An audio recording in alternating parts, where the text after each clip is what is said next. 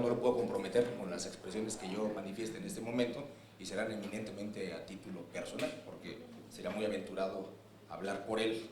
y comprometer el criterio que en su momento pudiera tener la comisión al momento de dictaminar, ya sea iniciativa o minuta que nos pudiera llegar. He escuchado con mucha atención y no es algo nuevo para mí la discusión que se ha venido dando al respecto. Por supuesto que tengo una postura muy clara y empezaría por establecer algunos puntos muy concretos. El tema de la armonización implica, como bien lo decía Carlos y Pablo también hacía mención a ello, no es necesariamente una contraposición de principios que se encuentren regulados en la propia Constitución, pero Juan José también hacía alusión a que ambos se encuentran establecidos desde una perspectiva que cada quien tiene un objetivo y busca un objetivo distinto. Lo que yo podría abonar en este caso es que la perspectiva que se tiene de un juicio en el sistema acusatorio respecto a un juicio en materia de amparo no tiene un equivalente en virtud de que uno es eminentemente un control de legalidad que tendrán que hacer las autoridades, tanto ministeriales como judiciales, respecto del otro, que es un control eminentemente de constitucionalidad, que implica tener, sí, una especie de preeminencia respecto del otro juicio, que es el sistema acusatorio. A pesar de que ambos regulan principios que se encuentran establecidos en la propia Constitución, Carlos decía que no necesariamente la suplencia de la queja es un principio que tenga que ser a ultranza respetado en materia penal, porque los contenidos no los da la Constitución, sino que se tienen que instrumentalizar a través de lo que establezca la ley de amparo. Pero implica además entender que el modelo acusatorio no es único, a pesar de que el artículo 20 constitucional y todos los demás que se refieren a él establecen las bases generales para que se pueda entender este modelo. Debemos también entender que existe un modelo paralelo, y con esto entraría también al tema de la temporalidad. Creo que no debiéramos atender al tema de cuál fue primero y cuál después, en virtud de que si tomamos en consideración eso, bueno, diríamos que el sistema acusatorio reformado recientemente en el 73 constitucional, pues resulta todavía mucho más novedoso, no solamente de la reforma de 2008 y de 2011 en materia de juicio de amparo, sino que entonces se convertiría nuevamente en la reforma más nueva y de este año para el tema de justicia para adolescentes, por ejemplo. Y ese es un tema importante, porque si pensamos en el hecho de que en el sistema acusatorio debiera privilegiarse muchos de los principios, pero fundamentalmente el de igualdad de armas para efectos de que las partes puedan contender de manera adversarial en una igualdad de condiciones, entonces pareciera que el principio de la supletoriedad de la queja deficiente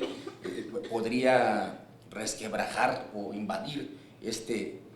principio, pero en un sistema procesal los contendientes que debieran tener esa igualdad no son los mismos que en materia de amparo se estuvieran planteando, en virtud de que, como dijeron un ministro en algún momento, es el Estado contra sí mismo. Es el Estado el que fundamentalmente, a pesar de que existen ya manifestaciones claras de amparo que proviene en contra de actos que no son eminentemente de autoridad, sino también de particulares, pudiera estarse planteando respecto de los actos que propiamente está llevando a cabo una autoridad,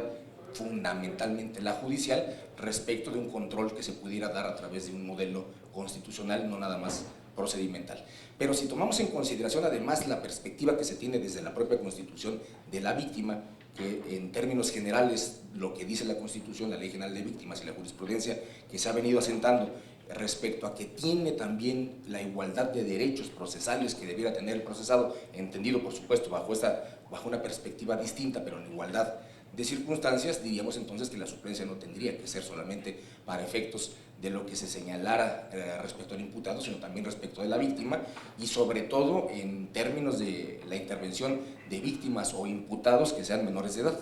porque la propia Constitución establece también un modelo distinto que privilegiaría, de acuerdo al artículo 4 constitucional, el interés superior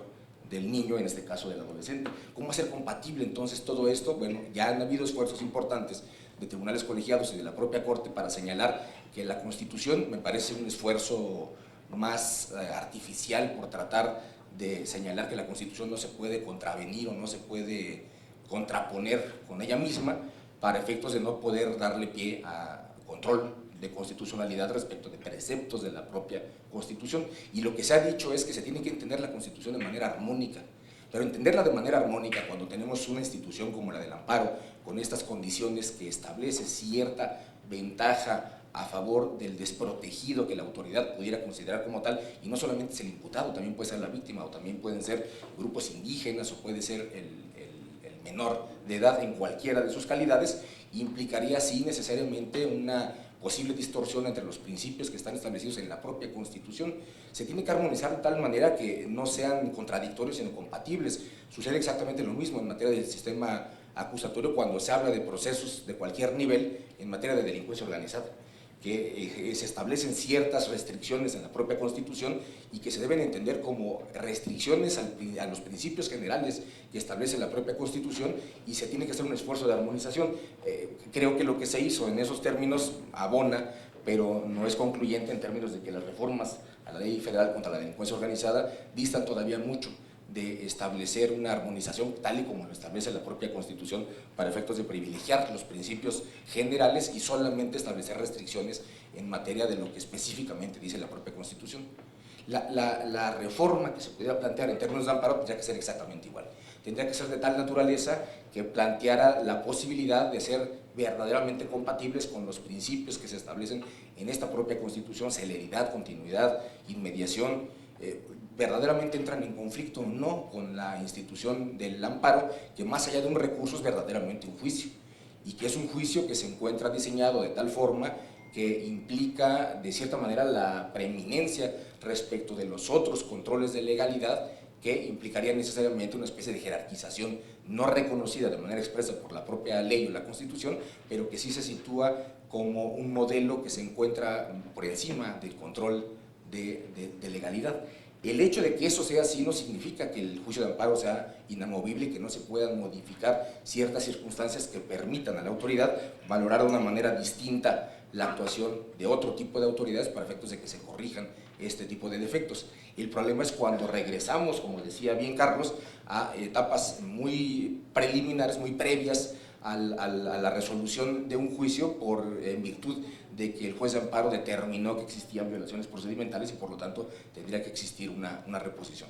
Bien decía Pablo que en el sistema acusatorio lo que se tendría que privilegiar es la valoración que se hace de manera directa por el órgano jurisdiccional que tiene en primera instancia el conocimiento de la información que se le está presentando, y señalar que es un órgano distinto, incluso un órgano de control constitucional, el que tenga que hacer la valoración de este tipo de datos, resultaría, como hasta la fecha se ha presentado, muy peligroso. Tampoco habría que dejarnos ir con el canto de las sirenas cuando hemos visto todos que en el juicio de amparo a nivel de las entidades federativas que se han presentado ha tenido muchísimos problemas. Hemos visto cómo se han equivocado muchos jueces de distrito y muchos tribunales unitarios y colegiados de circuito, pero ha sido motivado por el desconocimiento que se tiene verdaderamente de los principios del sistema acusatorio, y no derivado de un diseño legal o constitucional que necesariamente tenga que ser modificado por errores humanos, derivados precisamente de este desconocimiento que se tenía en algunos momentos. Habría que revisar las tesis aisladas jurisprudenciales en Chihuahua, por ejemplo, que es donde tenemos más experiencia, en algunos casos desastrosas, pero que han venido mejorando muchísimo, porque en el modelo, pues por supuesto que todos nos tenemos que equivocar, ¿no? Entonces, bueno, de momento sería mi intervención, y dejo para después la segunda parte. Perfecto, muchísimas gracias, doctor. Y como ven, el doctor Alvarado, si le entendimos bien, él dice, bueno, sí, hay que reformar el amparo, pero con cautela, ¿verdad? Hagámoslo con cuidado. Muy interesante las tres posturas, además